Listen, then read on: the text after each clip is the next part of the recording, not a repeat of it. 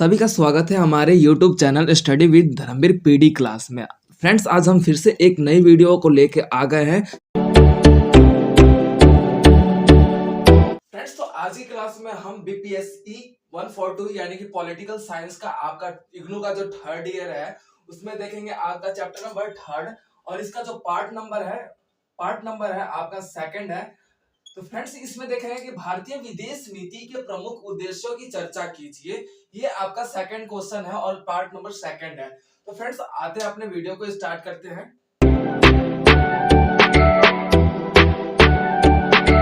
परिभाषा आपका ये बन हो जाता है फ्रेंड्स, जो 1932 का दौर रहा है, जो सर्वप्रथम जवाहरलाल नेहरू के द्वारा भारतीय विदेश नीति को पूरा या शुरुआत किया गया कि 1932 में जब विदेश नीति को अपनाने का जो दौर चला या फिर एक कदम चलाया गया, उठाया गया, उस परिस्थिति में जो विदेश नीति को पूरा करने या फिर विदेश नीति को करने का जो रीजन था, कारण था, मोटिव था, उसे ही उद्देश्य के नाम से संबोधित किया जाता है।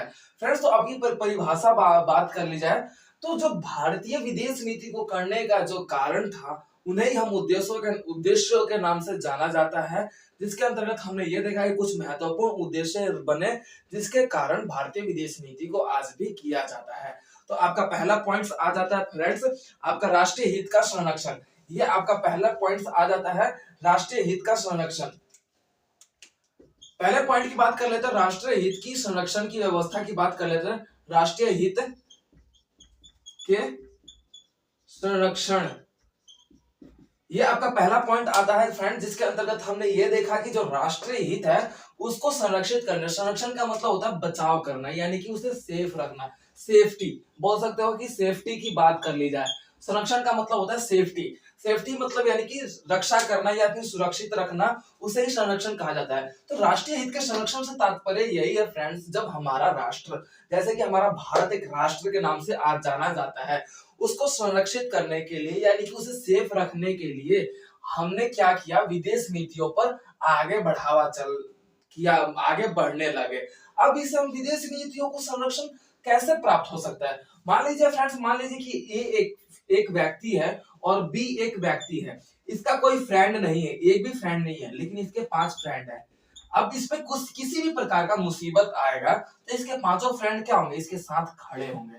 ठीक उसी प्रकार से भारत को यह बात पता था कि अगर भारत अगर किसी देश के साथ मित्रता करता है तो उस परिस्थिति में क्या होगा कि अगर किसी भी प्रकार का अगर खतरा मंडराएगा भारत पे, तो वो अपने आप को सेफ मानेगा। क्यों? क्योंकि वो विदेश नीति के माध्यम से अलग अलग देशों के साथ अपना संबंध बेहतर बना पाया है। यही बोला जाता है संरक्षण, भारतीय राष्ट्रीय हितों का संरक्षण। अब इस परिस्थिति में हमने ये भी देखा कि जब ये किसी देश के साथ अपनी मित्रता या फिर विदेश नीति को पूरा करता है तो वह देश इसके विरुद्ध किसी प्रकार का देखने को नहीं मिलेगा। जैसे कि आपको भी पता है कि रूस के साथ हमारा संबंध बहुत बेहतर पाया जाता है। रूस के साथ हमारा जो रिलेशन है वो बेहतर पाया जाता है, चाहे व्यापार के दृष्टि में, चाहे रक्षा के दृष्टि में या सुरक्षा के दृष्टि में। आज हमारा रूस के साथ घनिष्ठ मित्रता पाई जाती है। उसी व्यवस्था के अंतर्गत हमने अपने राष्ट्रीय हित को संरक्षित किया या फिर उसे बचाया। फ्रेंड्स, ये आपका फर्स्ट पॉइंट था। अब आ जाता है हमारा स्वतंत्र निर्णय पर निर्माण करना, यानी कि स्वतंत्र निर्णय का निर्माण करना।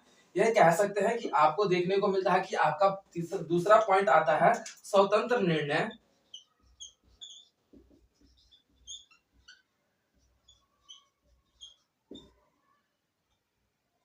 स्वतंत्र निर्णय का निर्माण करना।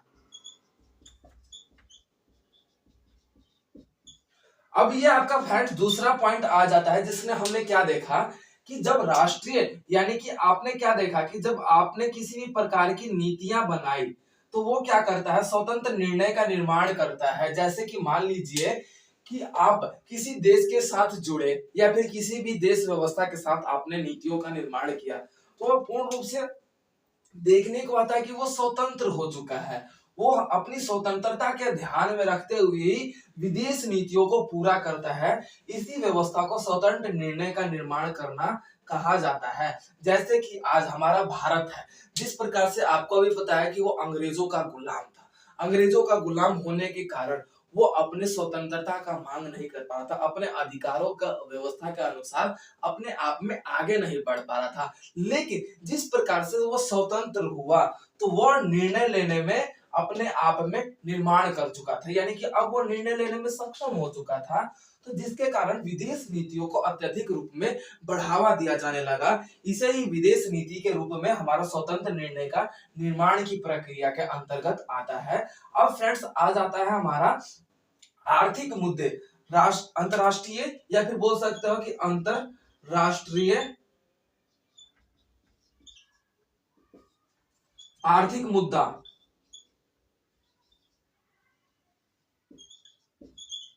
अंतरराष्ट्रीय आर्थिक मुद्दा, अंतरराष्ट्रीय आर्थिक मुद्दा का मतलब यह है फ्रेंड्स कि जब हम अंतरराष्ट्रीय तौर पे हमने विदेश नीति किया, वो विदेश नीति किसके साथ करेंगे, अंतरराष्ट्रीय तौर पे करेंगे, यानी कि वर्ल्ड वाइड के अंतर्गत ही हम करेंगे। उस परिस्थिति में ये देखने को मिला कि जब हम अंतरराष्ट्रीय व्यवस्था का मुद्दा चलाते हैं, तो उसमें ये देखने को मिला कि जब हम विदेश नीतियों को आगे बढ़ाते हैं, तो उस परिस्थिति में जब हमारे अंतरराष्ट्रीय तौर पे किसी प्रकार की आर्थिक मुसीबत आती है, आर्थिक संकट आता है, तो उस परिस्थिति में हमारा जिस जिस देश के साथ हमने विदेश नीति को सक्षम किया या फिर कायम किया है, उस परिस्थिति में हमारा देखने को मिला कि वो आर्थिक दृष्टिकोण के अंतर्गत आर्थिक मुद्दे में हमारा सहायता करता है। जैसे कि मान लेते हैं फ्रेंड्स, हमारे कोरोना टाइम में आपने देखा क्या कि कोरोना टाइम में अलग अलग देशों के साथ जब मुद्दे चल रहे थे, या फिर बोल सकते हो कि कोरोना टाइम उन पर मंडरा रहा था, तो उस परिस्थिति में आर्थिक संकट पैदा हो चुका था। तो आर्थिक संकट में किस प्रकार अलग अलग देशों ने अलग अलग देशों के साथ आपने बोल सकते हो कि अपना देश के व्यवस्था के साथ अपने मतलब उन्होंने आर्थिक सपोर्ट किया। उस परिस्थिति को ही हम आर्थिक मुद्दा के अंतर्गत देखते हैं। वो कब देखने को मिला फ्रेंड्स, जब विदेश नीति व्यवस्था को लाया गया या फिर अपनाया गया था, तो उसी परिस्थिति में आर्थिक मुद्दा के अंतर्गत अंतरराष्ट्रीय व्यवस्था देखने को मिलता है। अब इसी व्यवस्था को हम कहते हैं अंतरराष्ट्रीय आर्थिक मुद्दा। अब फ्रेंड्स आपका नेक्स्ट पॉइंट आता है आतंकवाद की समाप्ति। अंतरराष्ट्रीय व्यवस्था में आतंकवाद की समाप्ति या फिर विद्रोह।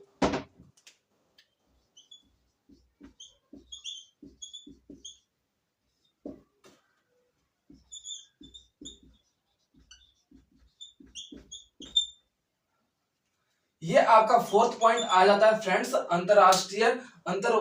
आपका फोर्थ पॉइंट आ जाता है फ्रेंड्स, जिसके अंतर्गत हमने ये देखा कि जब आतंकवाद की समाप्ति भारत विदेश नीतियों को इस व्यवस्था के कारण भी कर रहा है या फिर करता आ रहा है, जिसके अंतर्गत ये देखने को मिला कि उसका एक उद्देश्य क्या था, आतंकवाद को जड़ से समाप्त कर देना। फ्रेंड्स, शुरू से ही हमारा भारत एक प्यारा सा भारत रह चुका है, या फिर आज भी देखने को मिलता है कि अगर भारत को प्रेम के रूप में भी जाना जाता है, या फिर बोल सकते हो पूरे विश्व स्तर पर प्रेम रूपी भारत के नाम से जाना जाता है। ठीक उसी प्रकार से यहाँ पे आतंकवाद की जो समाप्ति करने की बात कर रहा है, भारत ने विदेश नीति को आगे बढ़ाते हुए अपने आतंकवाद को समाप्त करने का एक महत्वपूर्ण जरिया माना, जिसके तहत ये देखने को मिला कि भारत चाहता था या चाहता अभी भी है कि वो आतंकवाद को पूरे विश्व स्तर पर समाप्त कर दे, ताकि पूरे विश्व में एक शांति बरकरार रह सके, एक अलग अलग देश अपने साथ अपने अपने व्यवस्था के साथ आगे बढ़ सके।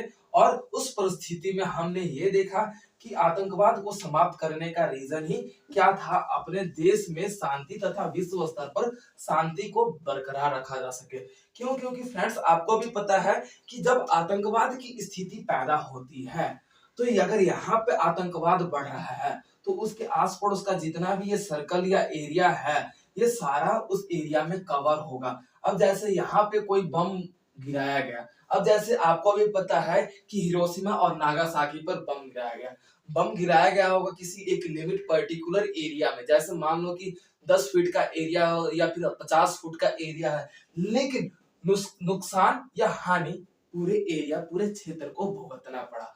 इसी व्यवस्था को ध्यान में रखते हुए भारत शुरू से ही आतंकवाद को समाप्त करने का प्रयास करता आ रहा है। फ्रेंड्स, तो उसके बाद यह आपका आ जाता है नेक्स्ट पॉइंट आता है न्याय संगत व्यवस्था में बढ़ोतरी। ये आपका फिफ्थ पॉइंट आ जाता है फ्रेंड, जिसमें हमने भारत को विदेश नीति करने का एक महत्वपूर्ण और मुद्दा है न्याय संगत व्यवस्था।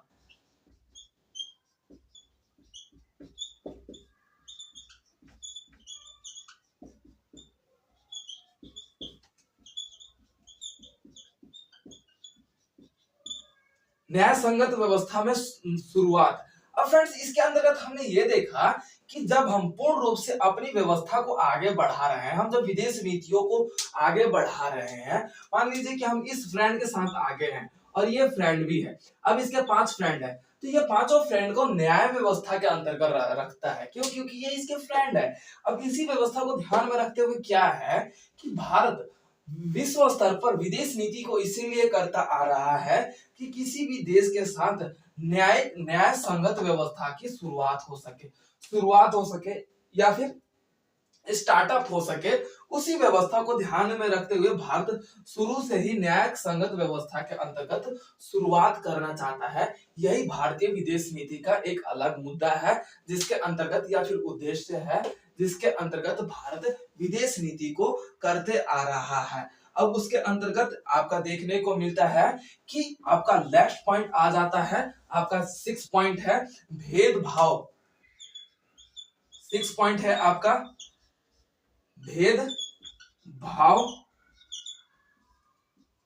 की स्थिति को समाप्त करना।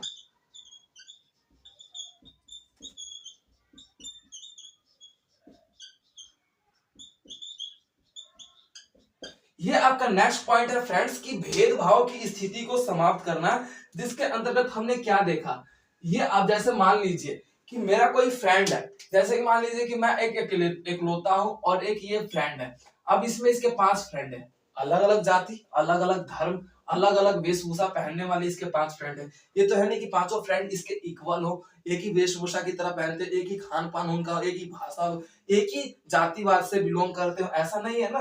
तब इस स्थिति में आपने क्या देखा कि जब हम अपने आसपास के साथ मित्रता रखते हैं या फिर भाईचारा रखते हैं, तो उस स्थिति में भेदभाव की स्थिति का समाप्त होता है। ठीक उसी प्रकार से भारत क्या जानता था, भारत ये अच्छे से जानता था कि जब हम एक देश के साथ दूसरे देश के साथ जुड़ेंगे तो भेदभाव की स्थिति भी समाप्त होगी। अब भारत का कल्चर कुछ और है, लेकिन भारत रूस के साथ व्यापार करता है, रूस का कल्चर कुछ और है, तो इन दोनों कल्चरों का कहीं ना कहीं अलग अलग भेदभाव है। लेकिन इसी भेदभाव को खत्म करने के लिए भारत विदेश नीति को पूर्ण रूप से सत्यापित या फिर स्थापना रखता है, ताकि पूरे विश्व स्तर पर भेदभाव की जो स्थिति है या फिर डिफरेंशिएट की जो भावना है उसे पूर्ण रूप से समाप्त कर दिया जाए। इसी व्यवस्था को अंतर्गत हमने देखा कि आपका देखने को मिलता है कि आपका ये पॉइंट कवर होता है। अब फ्रेंड्स आपका लास्ट पॉइंट कवर देखने को मिलता है, जिसके अंतर्गत हमने देखा प्रवासी संगत और नरम शक्ति। आपका नेक्स्ट पॉइंट है और अंतिम पॉइंट है प्रवासी संगत और नरम शक्ति, जिसके अंतर्गत हम ये देखेंगे कि फ्रेंड्स जो आपका प्रवासी का मतलब होता है प्रवासी संगत और नरम शक्ति। अब इसके अंतर्गत फ्रेंड्स ये आपका 7 पॉइंट है एंड लास्ट पॉइंट है, जिसके अंतर्गत हमने देखा प्रवासी का मतलब होता है जब उसका कोई निश्चित स्थान ना हो, जब उसका निश्चित पर्टिकुलर एरिया ना हो, और संगत का मतलब होता है साथ। अब उसके अंतर्गत नरम शक्ति, इसका मतलब ये है कि जब हम भारत एक अपनी पहचान नहीं बना चुका था, यानी कि भारत विश्व स्तर पर अपनी उस खुद का पहचान नहीं था, उस पहचान को बनाने के लिए उसने क्या किया, एक प्रवासी संगत व्यवस्था को अपनाया। प्रवासी क्या है? प्रवासी यानी कि एक स्थान से दूसरे स्थान पर चले जाते हैं, लेकिन अगर वो संगत में आ गए तो वो संगत के कारण किसी स्थान पर टिक जाते हैं या फिर रहने लगते हैं, निवास करने लगते हैं। तो वो यही बात कर रहा है कि भारत अपनी खुद की पहचान बनाने के लिए वो दूसरे देशों के साथ विदेश नीतियों को बढ़ावा दिया जाने लगा या फिर बढ़ाने लगा। अब नरम शक्ति का मतलब ये है कि जब उसके पास भारत के पास मान लीजिए कि भारत ये है, भारत के पास मान लीजिए कि आपका देखने को मिला कि 30% पावर है, 30% आपका पावर है, लेकिन अगर ये देशों के साथ मेल मिलाप करके चलने लगा, रूस हो गया, चीन हो गया या फिर रशिया हो गया या फिर आपका यूक्रेन हो गया, जापान हो गया, जर्मनी हो गया, लाइक दैट, ऐसा किसी भी देशों के साथ वो आगे बढ़ रहा है, तो उसके पावर में इंक्रीजमेंट होगा या नहीं होगा। अब जैसे मान लीजिए कि ए है और बी है, ये इसके पास एक भी फ्रेंड नहीं है, एक ही फ्रेंड है और इसके पास 5 फ्रेंड है, तो किसके पास ज्यादा पावर होगी। ठीक उसी प्रकार से भारत इसी व्यवस्था को देखते हुए भारत ने क्या किया, अपने पावर को बढ़ाने के लिए नरम शक्ति से बढ़ते बढ़ते गर्म शक्ति तक चला गया। गर्म शक्ति का मतलब उसके पास पावर आने लगा, क्यों? क्योंकि वो विदेश नीतियों को करना शुरू कर दिया। फ्रेंड्स, तो ये थे आपके 7 पॉइंट, जिसके अंतर्गत हमने ये देखा कि भारतीय विदेश नीति का प्रमुख जो मुद्दा है कि भारतीय विदेश नीति को क्यों किया जाता है, ये आपका कंप्लीट होता है। अब उसके बाद क्वेश्चन के बाद आ जाता है आपका आंसर, के बाद आ जाता है सारांश। सारांश का मतलब होता है फ्रेंड्स आपका छोटा सा अंश। अब जिसके अंतर्गत हम सारांश की बात कर लेते हैं, ये आपका लास्ट जो टॉपिक बनता है या फिर सब हेडिंग बनता है एग्जाम में। सारांश की बात कर लेते हैं तो भारतीय विदेश नीति को प्रमुख मुद्दों के अंतर्गत हमने ये देखा कि भारत की विदेश नीति को क्यों किया जाता है और इस व्यवस्था का फायदा क्या है। इसी व्यवस्था को ध्यान में रखते हुए भारतीय विदेश नीति को 1932 से लेके आज तक, आज के बाद तक वर्तमान समय में भी भारतीय विदेश नीति को किया जाता है, ताकि विश्व स्तर पर शांति तथा सुरक्षा और अपने शक्तियों को बढ़ावा दिया जा सके, व्यापारिक संबंध को बढ़ावा दिया जा सके, भाईचारे जैसी भूमिका, आतंकवाद को जैसे को खत्म करने की प्रक्रिया में भारत अपना महत्वपूर्ण योगदान देते हुए विदेश नीतियों को करता आ रहा है। इसी व्यवस्था को हम पूरा सारांश के अंतर्गत लिख सकते हैं। फ्रेंड्स, तो ये आपका पूरा एक क्वेश्चन था according to your pattern in your exam, like that, ऐसे आपको एग्जाम में लिखना होता है। तो फ्रेंड्स, आई होप कि आप सभी को ये टॉपिक क्लियर हो चुका हो। ओके फ्रेंड्स, तो मिलते हैं अपने नेक्स्ट वीडियो में। Thank you so much.